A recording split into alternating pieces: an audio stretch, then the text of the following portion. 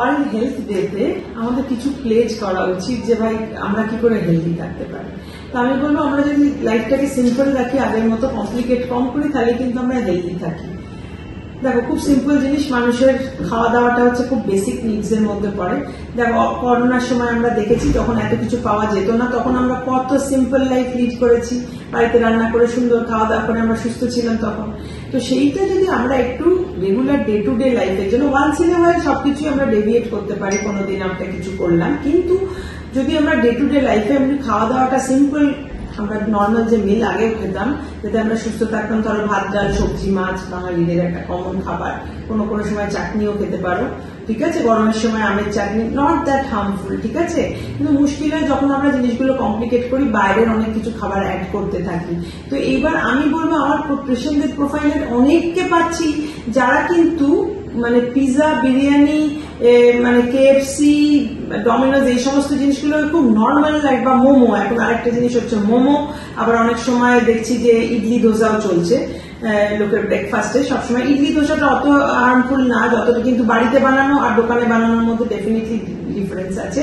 কিন্তু এই সমস্ত বাকি যে খাবারগুলো বললাম, সেই খাবারগুলো মানে নর্মালি ডে টু ডে তোমার খাবারের মধ্যে যদি তুমি অ্যাড করে ফেলো, অফকোর্স তোমার ক্যালোরি ভ্যালুগুলোর হাই, তোমার ট্রান্স ফ্যাটের চান্স হাই, ওর মধ্যে অ্যাড করা প্রিজারভেটিভস আছে, ওর মধ্যে কালার আছে।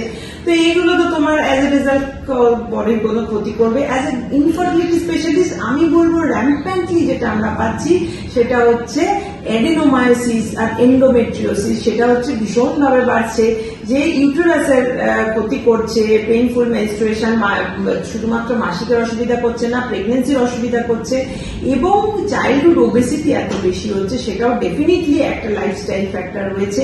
একে বাচ্চাদের লাইফস্টাইল আমি জানি ভেরি সেডেন্টারি লাইফস্টাইল, এখন আগের মতো ছুটে দৌড়ে কেউ ঘুরে বেড়াচ্ছে না, সবাই হয়তো স্কুল বাসে যাচ্ছে বা বাবা মারা গাড়িতে করে ড্রপ করছে। তো ন্যাচারালি বাচ্চাদের হাতে চলা কম, পড়াশোনা করছে, বসে বসে কম্পিউটারে গেম খেলছে, তো ন্যাচারালি অ্যাক্টিভিটি কোথায়? সেই তুলনায় যদি তাদের ক্যালোরি ভ্যালুটা বাড়িয়ে দিচ্ছি আমরা খাবারে, এটা তো নিজের বাচ্চা নিজে ক্ষতি করছি আমরা। এবার কথা হচ্ছে বাচ্চারা শোনে না, কিন্তু বাচ্চাদের একটু বোঝাতে হবে বাবা মাকেই, যে এই চাইল্ডহুড ওবেসিটির পার্টটা যেহেতু বাবা মার ওপর খাবার দাওয়াটা অনেকটা ডিপেন্ডেন্ট বাচ্চা বয়সে, একটা গুড হ্যাবিট তৈরি করা ও ভীষণ জরুরি।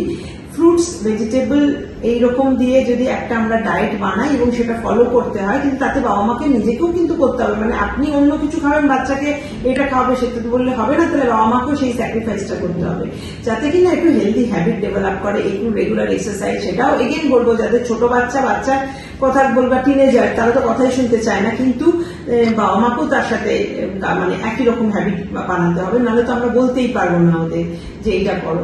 আর হচ্ছে যারা ইয়াং কাপল, যারা প্রেগনেন্সি চাইছো, তাদের আমি বলি যে ছেলেদেরও সিমেন্ট কাউন্ট ভীষণভাবে কমে যাচ্ছে ডিউ টু বিভিন্ন লাইফস্টাইল ইস্যু। অ্যাডিকশন তো এখন ভীষণ, ছেলে মেয়ে সবার মধ্যে অ্যাডিকশনের প্রবণতা এত বেশি। তো এটা তো আধুনিকতার সাথে অ্যাডিকশনের কিন্তু কোনো সম্পর্ক নেই, বা যারা যারা ফেমিনিস্ট, ছেলেরা সিগারেট খায়, মেয়েরাও আমরা তাই সিগারেট খাচ্ছি, এর সাথে কোনো সম্পর্ক নেই, কিন্তু অনেকভাবেই সেটা অন্যভাবে প্রকাশ করা যায়। তার জন্য অ্যাডিকশনের সহায়তা নিতে হয় না, কারোর জন্য হেল্পফুল না। ছেলেদের সিমেন্ট কাউন্ট কমে যাচ্ছে, মেয়েদের এগ রিজার্ভ কমে যাচ্ছে, দেখা যাচ্ছে 28, 29, 30 বছর তখন এগ রিজার্ভ এত কমে গেছে যে প্রেগনেন্সি আসাই মুশকিল হয়ে যাচ্ছে। এটা তো হওয়ার কথা ছিল না। কারণ দেখলে কোনো জেনেটিক কারণ পাওয়া যাচ্ছে না, মেইনলি এনভায়রনমেন্টাল ফ্যাক্টর। তাহলে এনভায়রনমেন্টাল আর তোমার যত হচ্ছে তোমার এই যে আমরা যেগুলো লাইফস্টাইল ফ্যাক্টর বলছি, এগুলো দিয়ে কিন্তু এফেক্টেড হচ্ছে।